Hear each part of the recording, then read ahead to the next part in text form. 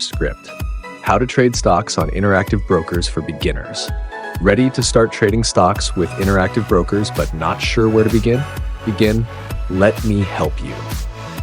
Welcome back to Guide with Samuel. Today, I'll show you a simple step-by-step process to trade stocks on Interactive Brokers so you can invest confidently and grow your portfolio.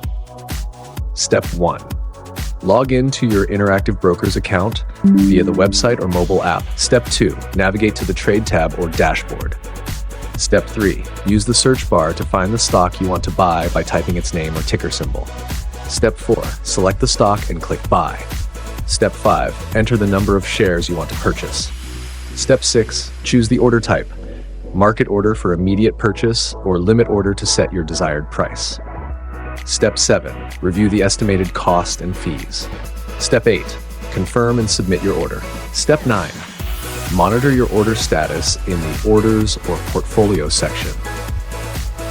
Quick tip. Start with small investments to get familiar with the platform and avoid risking too much early on.